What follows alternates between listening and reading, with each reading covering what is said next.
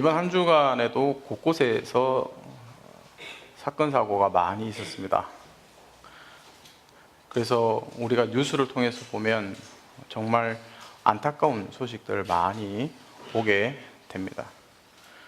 그리고 어제 우리 한 형제는 가정교회에 오는데 자기가 오늘 앞에서 또 불이 나가지고 한참을 돌아서 오는 그런 일도 있었습니다. 그래서 알고 봤더니 굉장히 큰 불이었습니다. 왜 세상이 이렇게 가면 갈수록 불의함과 그리고 불완전함, 불안함 가운데서 우리가 살아가야 하나라는 것을 좀 생각해 보게 됩니다. 우리가 살고 있는 세상이 왜 이렇게 혼란스러운가 생각해 보게 됩니다. 그것은 바로 진리를 똑바로 알지 못하기 때문에 그렇다라고 얘기할 수 있겠습니다. 성경은 왜 세상이 이렇게 어지러운가, 혼란스러운가, 왜 세상이 이렇게 불안정한가, 세상에 정말 살고 싶지 않은 그런가에 대해서 성경에서는 이유를 얘기합니다. 창세기 3장 1절에 보니까 그런데 뱀은 여호와 하나님이 지으신 들짐승 중에 가장 강교하니라. 뱀이 여자에게 물어 이르되 하나님이 참으로 너에게 동산 모든 나무의 열매를 먹지 말라 하시더냐 라고 얘기합니다. 들짐승 중에 뱀이 가장 강교하다라고 얘기합니다. 이 뱀이 세상 가운데 들어와서 하와를 유혹했습니다. 그리고 또 다른 성경 구절을 보시겠습니다. 고린도후서 11장 2절 3절 내가 하나님의 열심히 너희를 위하여 열심을 내노니 내가 너희를 정결한 처녀로 한 남편인 그리스도께 드리려고 중매함이로다. 그러나 나는 뱀이 그 관계로 하와를 미혹한 같이 너희 마음이 그리스도를 향하는 진실함과 깨끗함에서 떠나 부패할까 두려워하노라 라고 얘기합니다.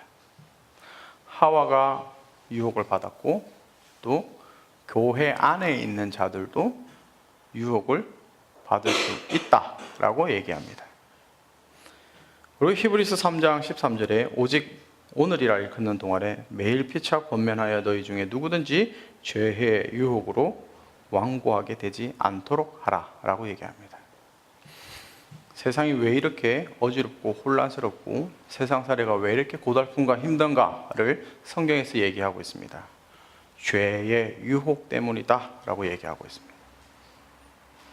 죄의 유혹 때문에 세상은 어지럽고 혼란스럽고 가면 갈수록 고통이 가중되는 것을 성경에서 답을 얘기하고 있습니다. 인류 역사가 시작되면서부터 지금까지 예수님 시대에도 바울 시대에도 현재에도 죄의 유혹에 노출되어 있을 뿐만 아니라 그것에 속아 넘어갔기 때문에 세상살이는 힘들다라고 성경에서 얘기합니다. 그리고 마태복음 13장 22절에 보면 재물의 유혹 때문에 또 넘어간다라고 얘기하고 있습니다. 그래서 인류의 가장 핵심적인 문제가 뭐냐? 바로 속임을 당하는 것입니다. 유혹에 넘어가는 것입니다. 그래서 오늘 본문 9절에 보니까 유혹에 넘어가지 말아라 라고 얘기하고 있습니다. Do not deceive 라고 얘기하고 있습니다. 미혹을 받지 말아라. 속임수에 넘어가지 말아라 라는 뜻입니다. 원수 마귀는 끊임없이 우리에게 속이려고 합니다. 마귀가 우리를 속이는 첫 번째 속임수가 있습니다. 그 속임수는 바로 성경을 읽지 못하게 하는 것입니다. 성경을 읽지 못하게 하는 것, 분주하게 하는 것입니다. 분주하게 하는 것뿐만 아니라 세상의 가치를 따라가게 하는 것입니다. 그리고 자기의 삶에 집착하게 하는 것입니다. 자기의 삶뿐만 아니라 자기의 생각에 집착하게 하는 것입니다. 그럴 때 우리는 성경을 읽지 못하게 되는 것입니다. 왜냐하면 자기의 삶과 자기 생각에 집착되어 있기 때문에 성경을 읽을 시간이 없습니다. 그리고 세상의 가치관을 따라가기 때문에 성경을 읽을 시간이 없습니다. 또한 삶이 분주해지기 때문에 성경을 읽을 시간이 없습니다. 이 속임수에 넘어가면 결국은 내 삶 가운데 진리는 없어질 수 있다라는 것입니다. 그럼 진짜의 삶을 사는 것이 아니라 가짜의 삶을 살게 딱 안성 맞춤인 것입니다. 두 번째 사탄의 속임수가 있습니다. 오늘 읽은 본문 말씀을 한번 보시겠습니다. 불의한 자가 하나님 나라의 유업을 받지 못할 줄 알지 못하느냐. 미혹을 받지 말라. 음행하는 자나 우상 숭배하는 자나 간음하는 자나 탐색하는 자나 남색하는 자나 도적이나 탐욕을 부리는 자나 술 취하는 자나 모욕하는 자나 속여 빼앗는 자들은 하나님 나라를 유업으로 받지 못하리라 라고 얘기하고 있습니다. 두 번째 속임수는 도덕 사상이 변한다라는 겁니다. 지금 전 시대하고 지금 시대는 다르다라는 겁니다. 도덕의 기준이 상대적이다라고 얘기하는 것입니다.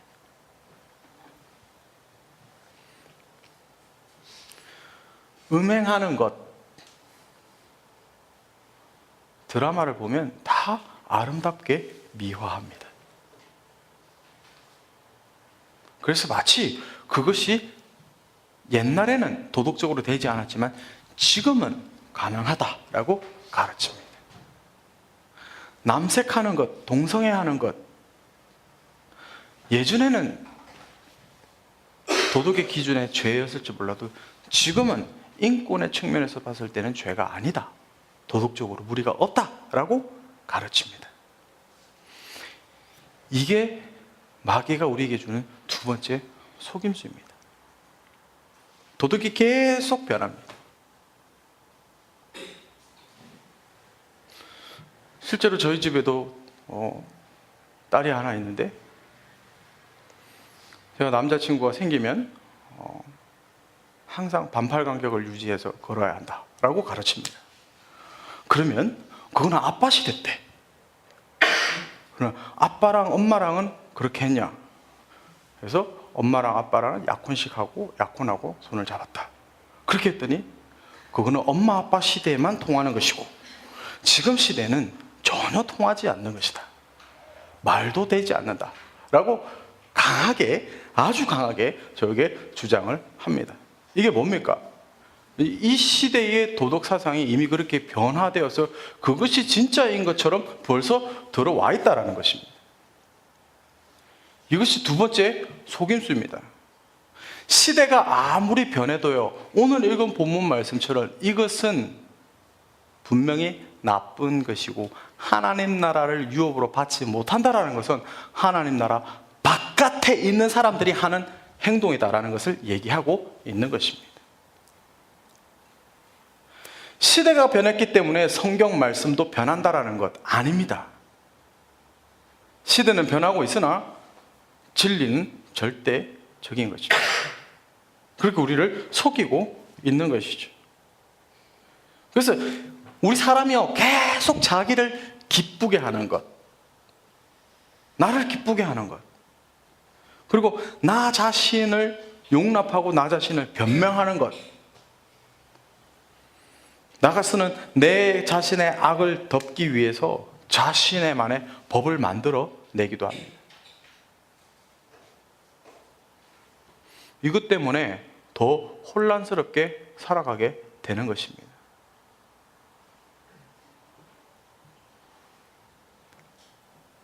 세 번째 속임수는 신앙 없이도 도덕적일 수 있다라는 것입니다.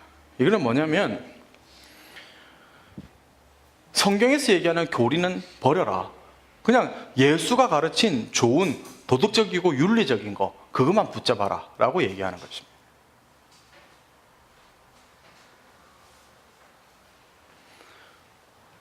윤리도 있어야지만 교리도 있어야 합니다. 하나님 말씀을 중심으로 해서 우리 삶 가운데 절대적 지침이 되는 교리가 우리 가운데 분명히 있어야 합니다. 근데 예수님의 가르침 중에서 윤리적인 것만 매력적으로 취하려고 합니다. 이게 세 번째로 주는 속임수입니다. 네 번째 속임수는 죽으면 끝난다라는 겁니다. 내세가 없다라는 것입니다. 그렇기 때문에 지금 사는 세상에서 충분히 누리고 살아라. 내세가 없기 때문에 여기서 충분히 누리고 살아야 된다라고 우리에게 속삭입니다. 그래서 우리나라에 유명한 속담이자 노래가 있습니다. 노세 노세 젊어서 노세 늙어지면 못 노나니.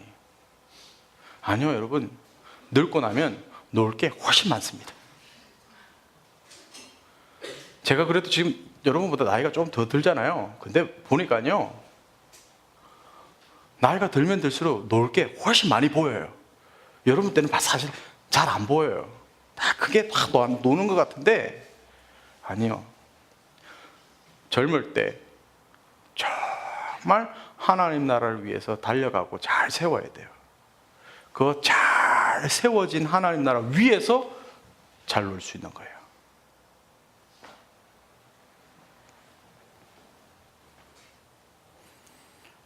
죽으면 끝이 아니라 죽으면 분명히 하나님의 나라가 기다리고 있습니다. 여러분이 믿든지 안 믿든지 천국과 지옥은 있습니다. 성경에서 분명히 천국과 지옥이 있다라고 얘기합니다. 그리고 우리가 죽고 나면 영원한 형벌과 영원한 천국으로 나누어진다라고 분명히 예수님께서 진리로 가르치고 계십니다. 그러므로 죽고 나면 세상이 끝나는 것이 아닙니다. 그러나 죽고 나면 세상이 끝이다 라고 끊임없이 세상은 우리에게 속이고 유혹을 하게 됩니다.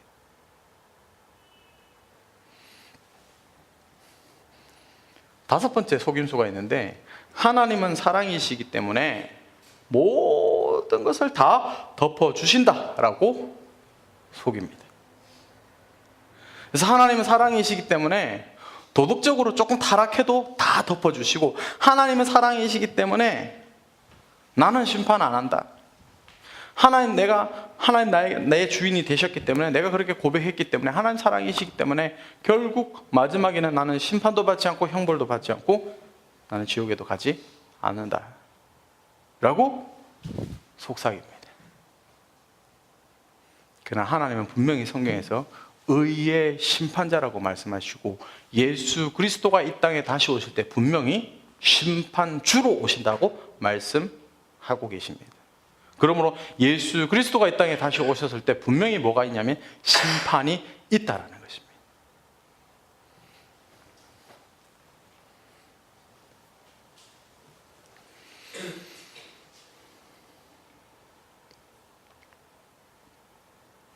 이 다섯 가지 속임수가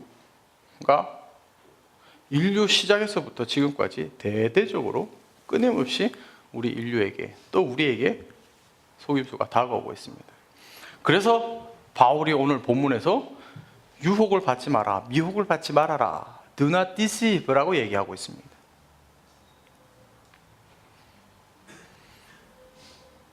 근데 충격적인 말씀이 사실은 11절에 있습니다. 너희 중에, 지금 고린도 교회에게 편지를 썼습니다. 너희 중에라는 것은 고린도 교인 중에라는 뜻입니다. 이와 같은 자들이 있더니라고 얘기합니다. 교회 안에도 예수님을 영접하고 난 이후에도 하나님 나라 바깥에 있는 사람들이 하는 행동을, 하나님 나라 바깥에서 속임수를 당하고 그 속임수대로 살아가는 그 행위들이 교회 안에도 있다라는 것을 지금 바울이 얘기하고 있는 것입니다. 그러나 바울은 여기서 지적만에 끝나는 것이 아니라, 있지만 하나님께서 너희를 하나님 나라 바깥이 아니라 하나님 나라 안에 있게 하신다라는 것을 얘기합니다. 그 뒤에 있는 말씀이 바로 주 예수 그리스도의 이름과 우리 하나님의 성령 안에서 씻음과 거룩함과 의롭다 하심을 받았느니라 라고 얘기합니다. 속임수가 분명히 있지만 하나님 나라를 사는 사람들은 이 세 가지를 통해서 하나님 나라 안에서 살 수 있게 된다라는 것을 바울이 얘기하고 있는 것입니다.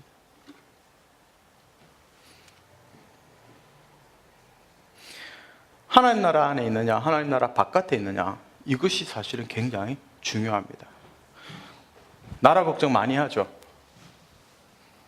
나라 걱정 안 하세요? 나라 걱정 많이 하잖아요. 4월 16일 이전에도 나라 걱정했어요. 이 나라가 어떻게 될 것인가. 한 번에도 걱정 안 하신 분 계세요? 그리고 4월 16일부터는 우린 더 나라 걱정에 깊어졌어요. 그죠? 이 나라가 어떻게 될 것인가. 정말 침몰하고 있는 나라인가. 여러분 이대로 계세요. 그런데 우리는 바깥으로 나갈 것인가, 죽을 것인가, 뭐 이런 것부터 생각해가지고 여러 가지 생각이 복잡해집니다.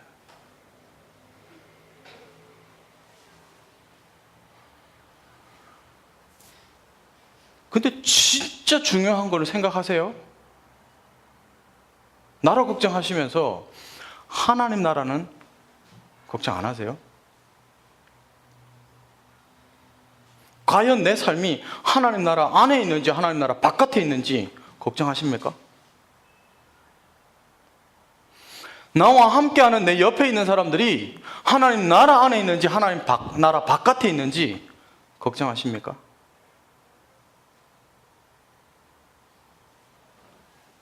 여러분이 재난사고가 났을 때 여러분이 구할 수 있는 능력을 갖추고 있다고 하면 여러분들은 그 재난 가운데 있는 사람들을 걱정하면서 구하실까요? 안 구하실까요? 지금도 내 주위에 하나님 나라 바깥에 있는 사람이 엄청 많습니다. 근데 여기에 대해서는 우리가 얼마나 걱정하고 생각하느냐.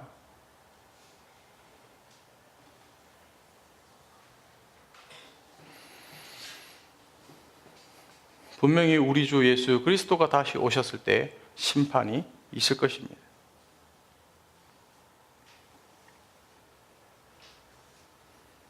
그러나 하나님 나라 안에 있으면서도 오늘 읽은 본문의 속임수에 해당되는 행위들을 할 뿐만 아니라 바리새인들처럼 다른 사람들을 교회 안에 있음에도 하나님 나라 안에 있음에도 불구하고 지적하고 정죄하고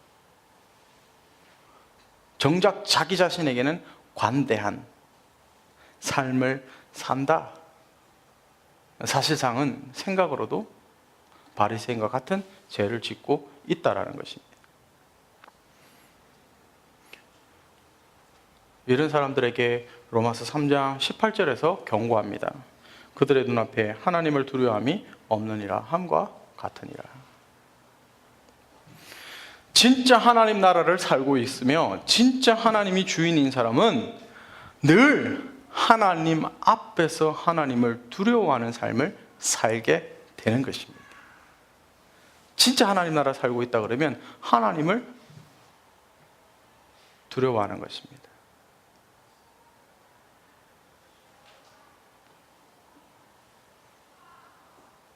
이 세상을 두려워하지 마십시오. 하나님을 두려워하십시오.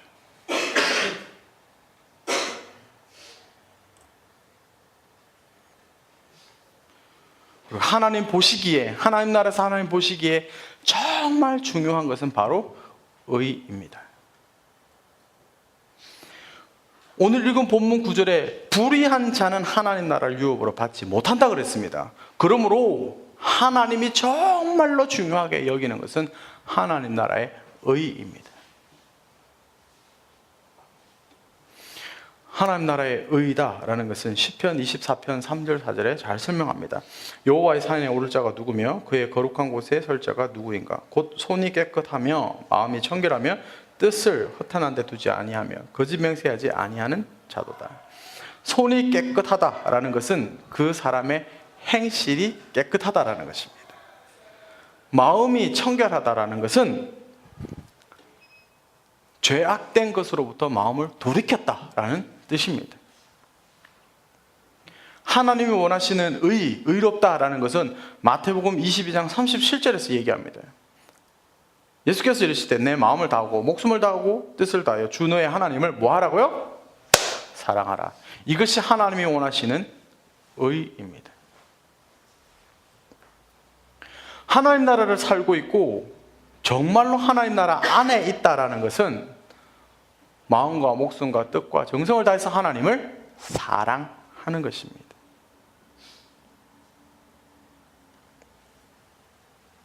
그럴 때 거룩하다라고 얘기하는 것입니다.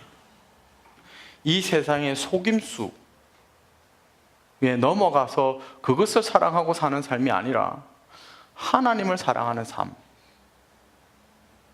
그 삶을 거룩하다라고 얘기하는 것이고 그 삶이 하나님 나라 안에 있다라고 얘기하는 것입니다. 주 예수의 이름과 우리 하나님 성령 안에서 씻음과 거룩함과 의롭다 하심을 받아라 그랬잖아요. 씻음을 받는다라는 것은 바로 복음을 받는다라는 것입니다.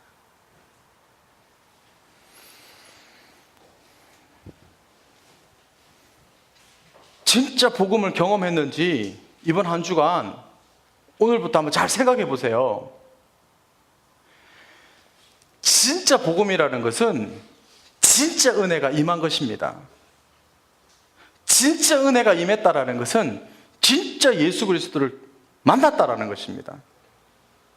예수 그리스도를 만나야지, 예수 그리스도를 영접해야지 진짜 회심이 일어납니다. 진짜 회심이 일어났을 때는 하나님 나라가 임했다라고 얘기하는 것입니다. 그리고 하나님 나라에 산다라고 얘기하는 것입니다.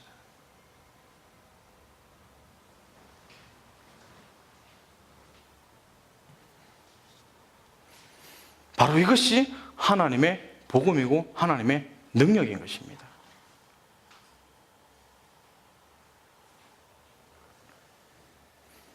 그래서 복음이 우리에게 말하는 것은 바로 너희가 구원받았다, 너희가 하나님 나라에 산다, 너희가 씻음받았다, 너희가 거룩하게 되었다 라고 얘기하는 것, 이것이 복음이 우리에게 주는 메시지입니다.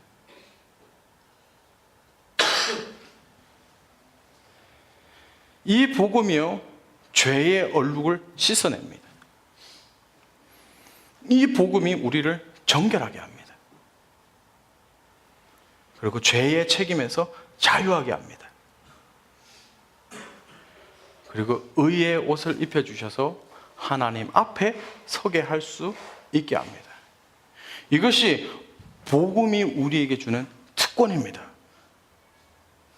근데 이 특권을 날마다 누릴 수 있다는 것은 복음을 날마다 전할 때 이 복음이 우리에게 누려지게 되는 것입니다.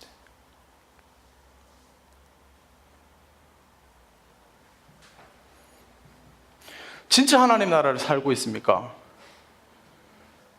그러면 진짜 복음을 전파하고 전수하는 삶을 살고 있는가를 돌아보시면 됩니다.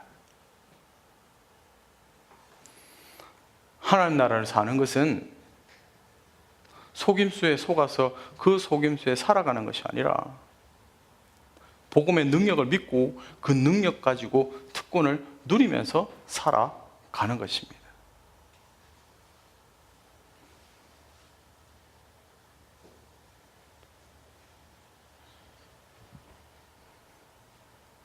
그리고 하나님과 함께 화목하는 것입니다. 이럴 때 우리는 하나님 나라에 산다라고 얘기할 수 있는 것입니다. 근데 복음이 들어왔는데도 왜 끊임없이 끊지 못하는 게 있는가?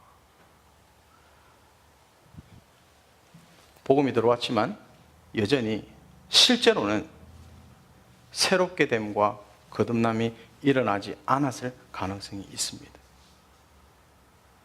끊지 못한다라는 것은 여전히 그것의 노예라는 것입니다. 그 속임수의 노예라는 것입니다. 그것이 물질이 될 수도 있고요, 재물이 될 수도 있고요, 사상이 될 수도 있고요, 어떠한 존재가 될 수도 있습니다.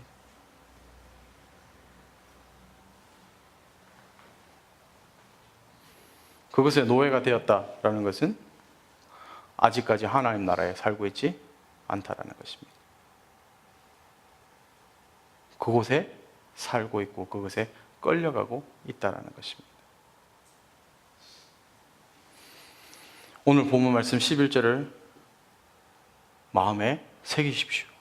너희 중에 이와 같은 자들이 있더니 주 예수 그리스도의 이름과 우리 하나님의 성령 안에서 씻음과 거룩함과 의롭다 하심을 받았느니라.